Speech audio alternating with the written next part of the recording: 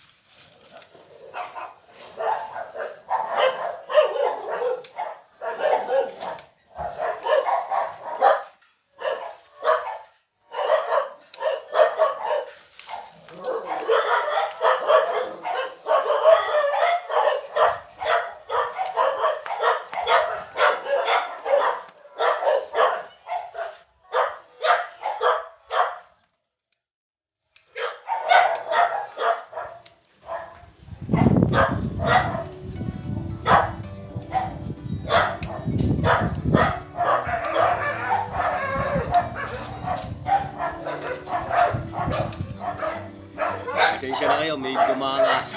Nagtakulan yung mga aso rito sa mga kapitbahay ko. So, update ko lang kayo. So, ito yung ating cordon. Yan, ito yung cordon. Ito yung fruiting cane. Yan. Oh, di ba?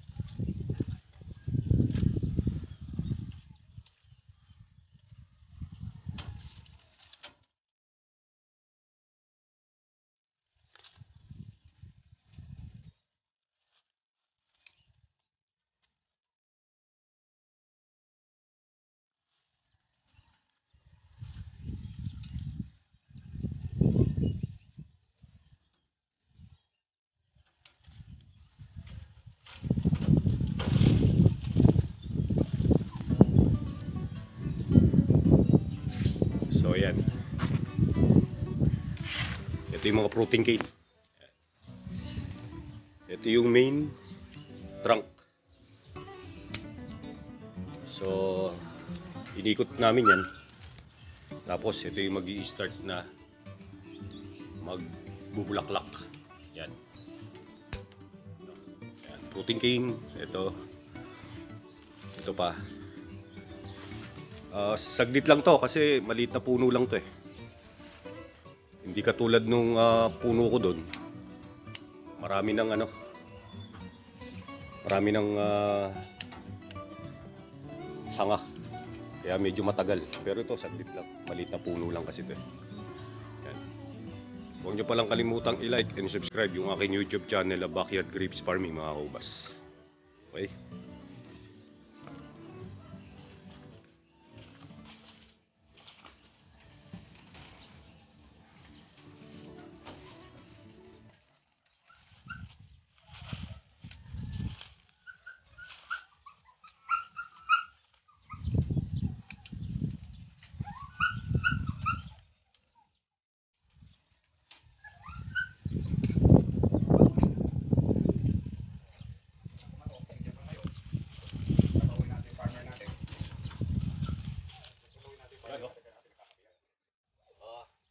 Tinitimpla pa ako ng kape.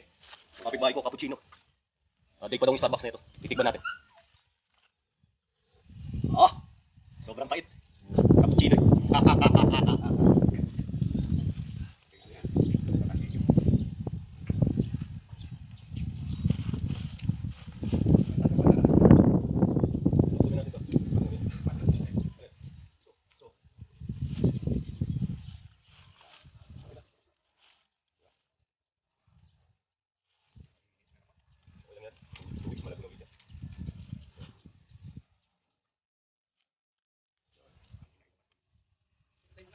Hindi, pinabuha ko.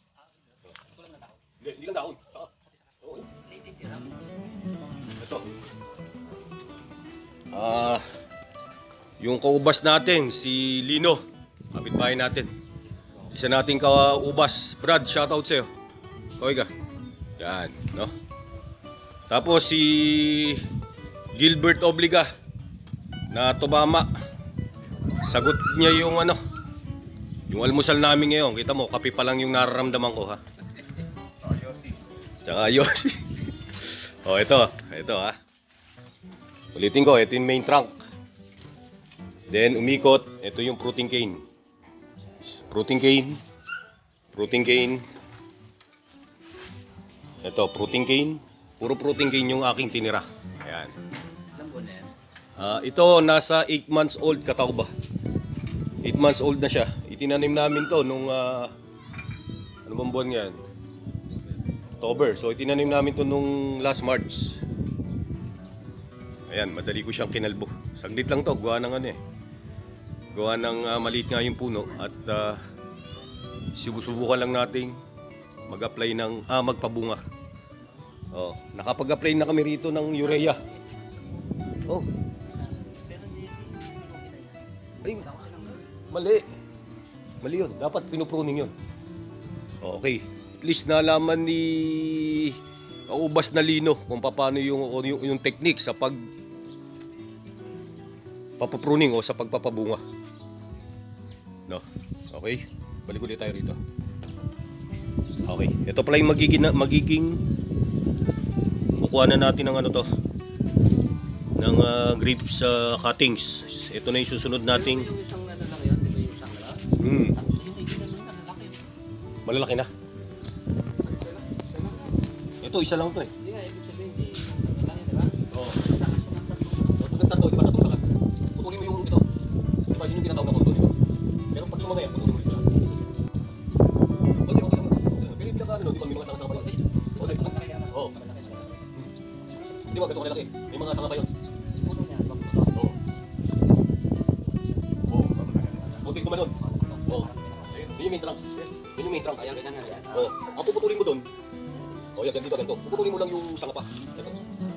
Pinagsakat. Oo, yung binagsangan ulit. Puputulan mo, mag-iiwa ka ng isang node, isang buko. Ito, mag-iiwa ka ng isang ganito. Kasi sa susunod na bud break niyan, yan ang lalabas yung fruiting flower. Yan na. Yan. Oo, ito lang paglabasin mga. Oo, tapos putulin mo yan dito. Para ano? Para mas maganda ang bunga. Hindi, maganda yung bunga. Kaya lang ang problema, hindi na may hinog yun. Hindi magiging black, maasim pati. Ito, tapos ito na yung magiging magiging ano, yung binibenta. Yan, ito rin yung binibenta. Maninipis lang to, maliliit. Pero pwede na tong maging ano, cuttings gawa ng matured. Yan, kulay brown. Diba? Ganun lang oh, simple. So, ito yung ginagawa cuttings, kung hindi mo puputulin yan. Yan, kung hindi mo puputulin yan, maliliit ang bunga tapos maasim hindi kayo. Nasaan ba? Mali. Dapat yun, ganito. Sa mabit.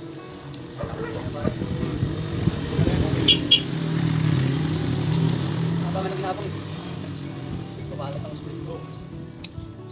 Hindi mainog yun, tsaka tagulan eh. Ang maganda ngayon mag-start ka, mag-apply ka ng urea. Apply mo ng urea. After 15 days, tsaka may pruning.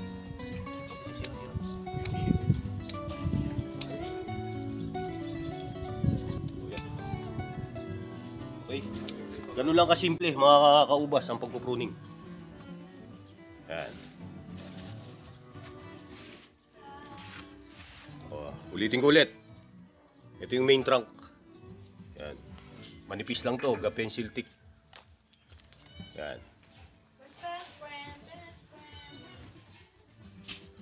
Yan, fruiting cane. Ito yung cordon ha. Ito yung cordon. Ito yung fruiting cane.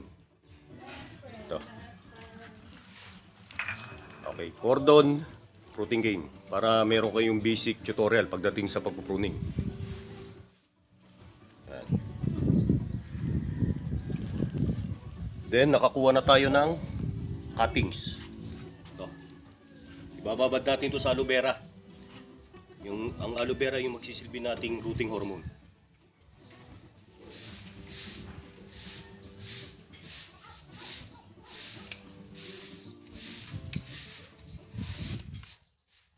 Pero lang, simple. Kailangan mong i-pruning yun. Kasi hindi maganda magiging bunga. Saka hindi magiging black. Oo, bili lang yun. Kasi kulang sa araw na eh. Kulang na sa ano. Kulang yan.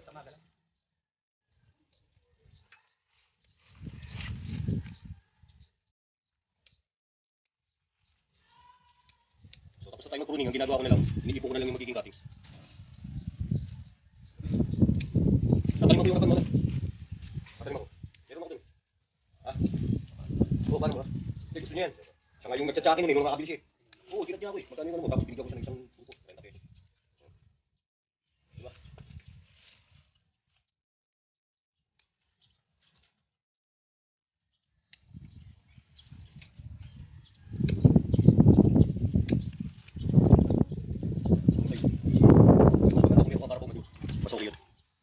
Carabao manure, chicken manure. O ipa, Rushall, yung carbonated. O yun, carbonated ano, Rushall. Yun ang combination kasi kailangan ganun ang magiging lupa nun para yung magiging ugat madaling makapenetrate sa ano.